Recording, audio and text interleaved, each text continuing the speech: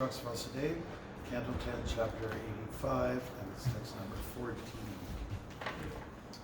Thus, these created entities, transformations of material nature, do not exist except when material nature manifests them within you, at which time you also manifest within them. But aside from such periods of creation, you stand alone as the transcendental reality. Please repeat. Thus these created entities, transformations of material nature, do not exist except when material nature manifests them within you, at which time you also manifest within them. But aside from such periods of creation, you stand alone as the transcendental reality. Purport. When the universe is bound up at the time of its periodic annihilation, all the inert objects and bodies of living beings that hitherto were manifested by the Lord's Maya become disconnected from his sight. Then, since he maintains no association with them during the period of universal dissolution, they in fact no longer exist. In other words, material manifestations have real, functioning existence only when the Lord turns his attention to the creation and maintenance of the material cosmos. The Lord is never within these objects in any material sense, but he does mercifully pervade them all as the impersonal Brahman. And as the Paramatma, he enters within every atom and also accompanies the Jiva souls in their individual embodiments, as the Lord describes in his own words in the verses of Bhagavad Gita 9, 4, and 5. Maya tatam idam sarvam jagat avyakti murtina matstani sarva bhutani na chaham teshvavashtitaha na cha matstani bhutani paschame yogam aishwaram buddha brin na cha bhutasto mamatma bhutta bhavanaha. By me, in my unmanifest form, this entire universe is pervaded. All beings are in me, but I am not in them. And yet everything that is created does not rest in me. Behold my mystic opulence. Although I am the maintainer of all living entities, and although I am everywhere, I am not part of this cosmic manifestation. For myself is the very source of creation. And that's the end of the purport for today. Namo Srimad Krishnaya today. Srimad Bhaktimarga Swami Namaste Saraswati Devi Gauravani Pracharini Nirvishisha Shunyavadi Paschachade Shatarine. Hare Krishna. Okay, so even though this chapter is called Lord Krishna Instructs Vasudeva, Krishna hasn't had a chance to really say much yet. It's Vasudeva who's doing all of the talking at this point in time, and he could just as well be Krishna speaking, because he understands quite in detail the way that the Lord functions when it comes to the matter of creation, maintenance, and dissolution. I think it's a very illuminating purport. And we have verses from the Bhagavad Gita to back up the whole idea that the Lord releases all this energy, including the living entities, which are transformations of material nature. He releases them and then he brings them back in. And he stays aloof from it all. He is present in this material energy, as it's pointed out here, in two ways, as Brahman and also as Paramatma. Brahman is the unidentifiable, let's say, all-pervading, like energy, light energy that's spread throughout the world. And so that's his impersonal manifestation of the world. The personal manifestation is of Paramatma in the heart of all atoms, at the heart of all living entities, actually. So when I had this discussion with friends and family yesterday in Ramsden Park, we discussed about these things, because for them, at least for some of them, because they represented Christianity and Islam, and there's one God and that's it, okay? And they don't believe in other gods. And that they know that we have, in our tradition, in our theology, the concept that there is many gods. And there is a technical term for this, many gods, but one prominent God. So I was just pointing out to the sun to them, say, this sun we depend so much on. It's allowing us to be alive. Same thing with the moon. And so on and so forth. So we revere them. Of course, they had an issue whether you don't worship them. So, well, you can worship them too, but you have to understand that there is somebody above them all, one supreme power. But these entities like sun, moon, they are incredible powerhouses. They are cosmic, let's say, administrators. So they've never heard it like that before, you know, because the theologies that come from the Middle East have a very strong leaning towards just one absolute personality, and then there's everything else. And then we're somewhere in between. Even though they were talking about angels, so it's funny. In our philosophy, we believe in one supreme power, that is Krishna. And he has different manifestations. If we were to put a chart, here's Krishna in the middle. And then from him comes all these, we have these avatars out here. And then below him we have, let's say, devatas, demigods. And then we have living entities, earthlings, and many species of life. And even though maybe they don't want to admit it, they were talking about angels. Where do they fit in? They're not human, right? They're sub-God, but they're somehow or they have powers beyond what a human is capable of projecting, isn't it? Angels, it's very strong in Christian theology and Islam as well. They were the one boy, the tennis player, was saying there was an angel and he was communicating with Muhammad. So where do they stand? So there's some, they can be adored, they can be revered, they may not be God. And a lot of cultures just want to stop at God, and you don't revere, you don't have to respect anything else or anybody. That's where we may differ with some of these other philosophies. So I point out to a lot of people when we're trying to talk about Achincha Veda Veda Tattva, God's simultaneous presence but non-presence. These two verses quoted from Bhagavad Gita are really quite essential for helping us to grasp Achincha Veda Veda Tattva philosophy. Tattva means truth, or it can be interpreted as philosophy, truth of life. And so when we say Achincha, means inconceivable, hard to accommodate a concept like this. You're there, but you're not there. We're talking about God. You exist, in something, but you don't exist. In a certain format you do, but not as Bhagavan.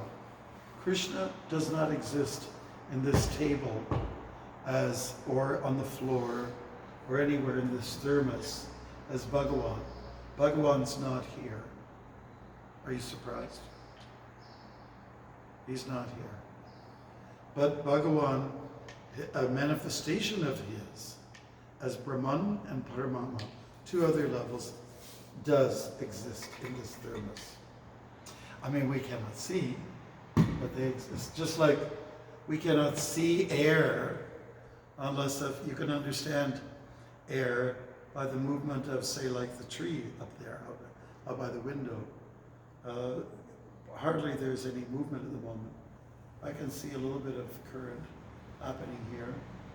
So because of that air, we appreciate its existence. It's pretty much, invisible. And then the Shastras give an example of how sometimes fires are started, by bamboos rubbing against each other, or in the sugarcane field. Let's say if you have a real hot, dry season, and has anybody ever been in the sugarcane fields? Anybody? Hawaii? Anybody else? India? Yeah. And I go to Mauritius every year, and there's just sugarcane everywhere, right up to the edge of the road. There's not even a shoulder to the road. It's really not very safe, Imagine you're walking at 4 o'clock in the morning, 74 people are on our padayatra in the dark, and there's an occasional car that comes around. It could be a little dangerous. Men, women, and children, going on this padayatra to join us. It was a big treat for them. So anyways, what happens in the hot season? The sugarcane, it rubs against each other like this because of the movement of the wind. A hot wind, mind you, right? And then what happens is a spark flies, and it can start a fire, a real serious fire. That's the same thing with bamboo. It may do the same thing. So you cannot see the wind, but you can see the effect of the wind, right? When I finished walking the U.S., we were driving from San Francisco all the way back, and we stopped in Vrindavan. From New Vrindavan, came in through the Peace Bridge, and then went to visit a devotee friend over there. Anyways, when we got to, Wyoming? That was Wyoming. It was a dust storm. I mean, the sky just went brown. Has anybody ever seen that before? Yeah, it just goes, the whole sky goes brown. We don't get that here. We don't get that here. And maybe in the prairies, it was a time when they called it the Dust Bowl. People that went through the depression, and financial depression. And on top of that, there was almost like a famine. People from the East Coast, they put blankets, they put all kinds of goods into the train that went across to help the people in the prairies that went through a tough time during the Depression, in the summer and in the winter. So Canadians were helping each other. So anyways, when we see that dust storm, as it were, it just turns like it went from sky blue to brown. And you could understand that the air or the wind is active, it's in motion, because of the coloration change. So this way we can understand that there is such a thing as air and wind. So in the same way, there's lots of living entities in here. If I undo this cap here, I can hold it out to you and you say there's nothing in here. But apparently there is something there. There's air in here. And there's lots of microscopic little living entities inside. They actually do exist.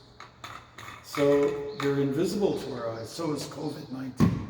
It's invisible, but we know it exists. How? Because if you come in contact with it, you'll get affected. I remember also my third walk across Canada. We were in the prairies. We were talking, was it anthrax or something? Chemical. No. Was it chemical? No, just. Huh? Yeah, anthrax. It was like chemical, just chemicals being.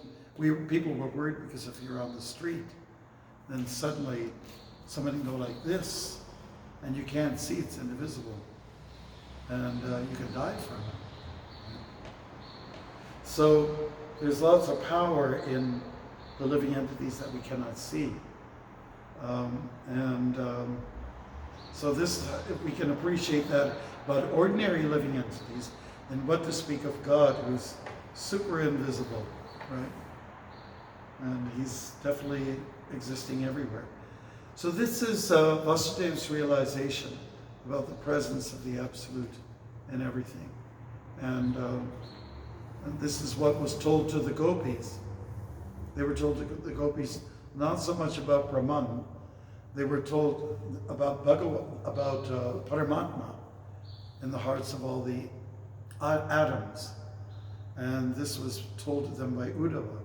Uddhava was like a messenger. Said, okay, we're separated, I'm in a big city now, you're still in the countryside, but you can remember me as Paramatma, you know, in the heart of all living entities. And they didn't like that proposal. They said, come on, we don't have an education. We're simple village women. Don't give us that stuff. You know, don't give us that malarkey. Simply, we can only understand you and your presence here as the wonderful looking boy and who always captivated us in some way, shape, or form. That's the only way we'll know you. And you know, but sometimes, because we're ministers of sorts, we're ministers of religion, people ask us sometimes when they've lost a dear one in the family, like Sweta, she came yesterday in our walk, and her dad passed away on Thursday. And, she and her husband were asking, how can we remember him? I said, well, you remember him by the positive things that he did, You just kind of, superimpose that into your memory, just conjure up those things of the past. It's fairly easy to do. But remember the positive things, the contributions that he made to you, in terms of instructions and, demonstrating love, all those kind of things. So that's a message that was given to the gopis, really, about the pastimes. That meant more to them than the Paramatma, aspect of Krishna. We're going to remember him in this, his Leela as it was. And you know what they did? To remember it more dearly, in a more endearing way, they would reenact the pastimes. They would reenact them. Like one of them would become an asura, attacking Krishna. One of them was Putana, another one was baby Krishna. That must have been interesting how they would put on dramas to remember themselves. Putting on dramas can be very therapeutic. They offer it to prisoners sometimes. Prisoners, they get benefit from this approach because they become another person. When you enter into a play, you're asked to be another character, to portray another character other than yourself. So in this way it's therapeutic, getting a little bit away from your own internal demons and trying to understand somebody else. It is a good therapy. There's one boy I give Diksha to, and he was teaching this, he and his wife. And so it really does help get your mind off of negativity, and you start to realize somebody else's motivations instead of your own. So this is it's like a strategy. A main point here is that Vasudeva is realizing these aspects of Krishna. He wasn't just thinking along terms of the fatherly aspect, being the father, a parent. He wasn't into parenting here. He was being very philosophical. He was trained with the same mindset, like all the other devotees that we hear about. His language, his speech is practically like Shukadeva Goswami, isn't it? It's all Sanskrit words which Shukadeva spoke, or Sutta Goswami would have spoken about, or Maitreya Muni when he was talking with Vidura, or the four Kumaras when they spoke something. And there's so many levels of teachers here that keep coming back, surfacing in the Bhagavatam. And they're all speaking the same kind of language and the same philosophy. It doesn't change. There's consistency here. So Vasudeva has his own realizations, his own strength is in what he's able to say philosophically. And what he's saying here is very deep. And I was always impressed with what Vasudeva said to Kamsa. Can you remember the scene on the wedding day? When Vasudeva and Devaki were married, Kamsa took the reins of the horses, and which is customarily done.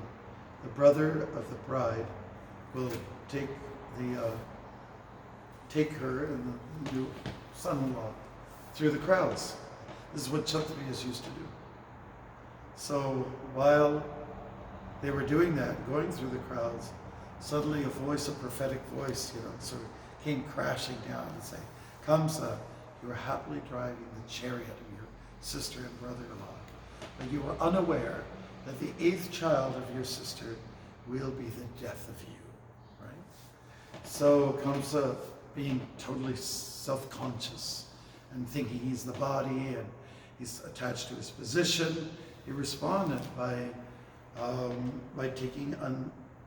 unleashing his sword and then grabbing his sister by the hair, exposing her neck, and just getting ready to lower it down.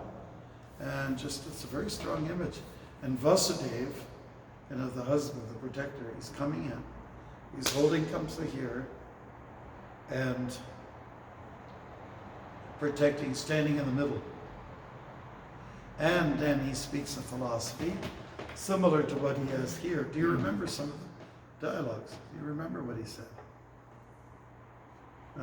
Next month, almost next month, we're going to be hearing more about Krishna's birth and his parents. What were some of the things that he said? Do you remember? Go to Chandra. Well, basic Krishna conscious philosophy. Right, can you tell us what is it? Does anybody remember? Not the body, soul.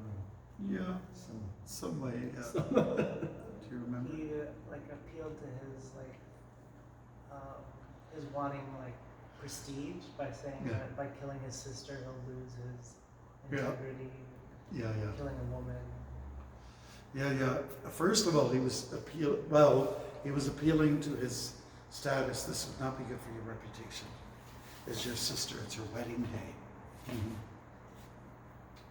This will not look good for you. And then he also appealed to him philosophically. Do you remember, Arna Sindhu, some of the things that Vasudeva was saying to Kamsa? You said that we're all going to die anyway. Yes, in certain ways, yes. Yes. And he was talking about transmigration. Yeah. Remember the examples? I'll give you a hint.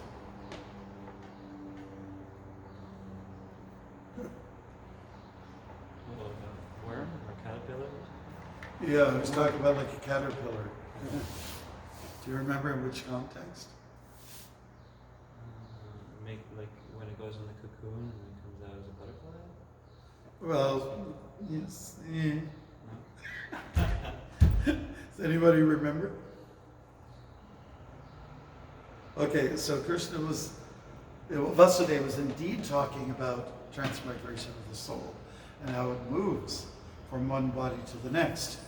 And so if you have a caterpillar that's crawling on a bush, he'll crawl along on a leaf, and then he'll cling on to the next leaf, and then he'll sort of magically leave the former leaf that he was on. So Vasudeva was just making a point about it's almost immediate, it's almost abrupt, the adjustment, As soon as you leave one body, you're into the next one. There's hardly a gap in the middle. And then he gave another example of transmigration of the soul. Remember it? Oh, walking. Yes. I was going to So, walking. Okay, everybody knows the nature of walking. We don't think about the mechanics. It just becomes automatic. Anyways, you can see it. It's like this. Okay, so I'm walking.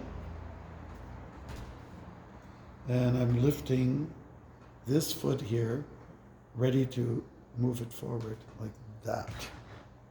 And as I do that, I lift this one. So that's the technique of walking. So again, it's kind of immediate. As one leg goes up, the other one's down, or vice versa. And this is the nature of walking. So Vasudeva was talking about that. And he's appealing to Kamsa philosophically. Then, getting to the essence of Vedic philosophy. And then he also spoke about, why are you so much afraid of death? Death is already there along with birth. As soon as you're born, then you're dead. Pretty much. Krishna states that in the Gita as well. That there's this certainty. People say there's only two certain things in life. That's death and taxes. But the Vedic view is death is for certain and birth is for certain. Those are two things that we understand from Vasudeva's teachings to Kamsa. So Vasudeva then, it's not like he's talking like some kind of scholar, like a pundit here. But we know he had strong feelings about Devaki, strong feelings about his baby that he carried across the Yamuna River. He had very strong feelings. And then he appealed to Kamsa's own feelings and said, listen, whatever I've told you now. And he held that arm up quite for a long time. And he's speaking philosophy like several pages worth. You wonder, doesn't his arm get sore? Like maybe a bird will come on thinking it's a branch. He just, just stood there for the longest time, speaking philosophically. Finally, at the end, he appealed to Kamsa's emotions and said, listen, I'm Vasudeva, you know me. And I'll bring, when a child is born, I'll bring that child before you. You can do whatever you want. He was thinking immediate what to say to convince this man to get out of his craziness, his insanity. I remember when we did this play of Krishna, his birth, we called it Blue Mystic. And we had one devotee, actually, he's from Hollywood, he lives in Hollywood, and he gets some bit parts, but we were lucky to have him in Mayapur. And he plays the role of King Kamsa. Then his advisor says something about insanity.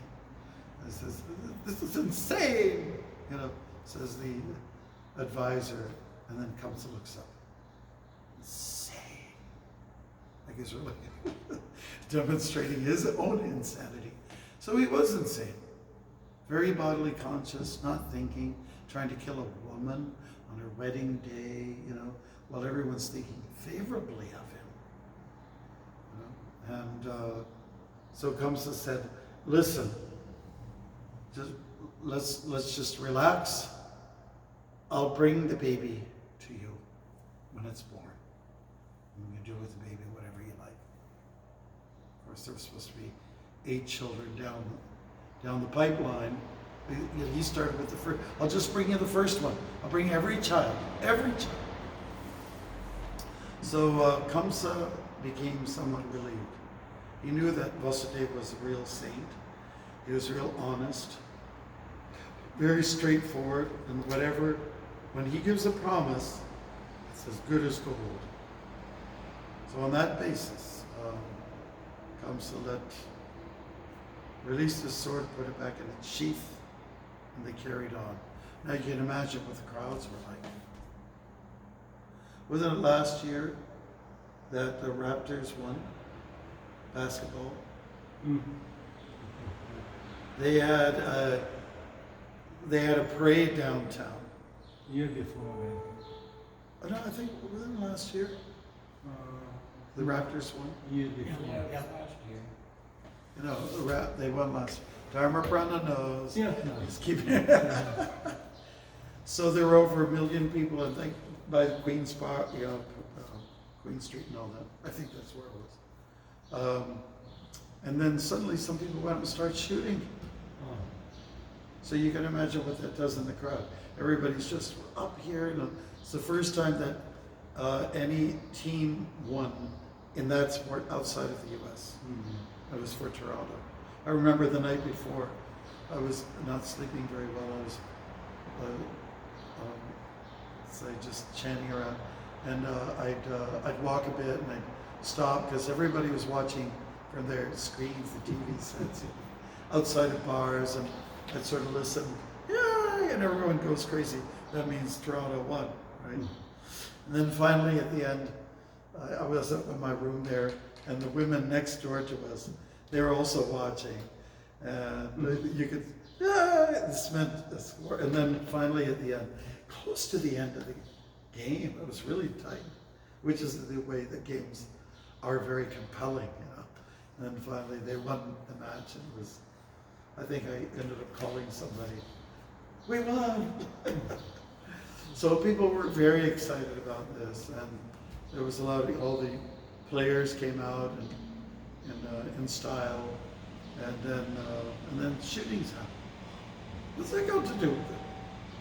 So you can imagine like crowd dynamics, which are like mob dynamics. Mob dynamics. I can remember as a kid watching this old version of King Kong. Has anybody ever seen that black and white movie? King Kong, he goes up on the Empire State Building, and they shoot him down. He comes down, and he hits some. I don't know. He crashes onto a subway or something. Then people are going out. So 1 minute everything's nice, rosy, and then something. Oh. Have you ever been to a party or something, a big gathering? Everyone's in a happy mood, and then something suddenly flips it all around. Like two guys get into a fight or something like that. Or some bloody ordeal happens. You know? Someone So this is exactly what must have happened at this time of the chariot riding. And we're highlighting Vasudev, you know. I mean, he's a pundit, you know. He was actually a good father, you know, by switching those babies, taking big risks, you know.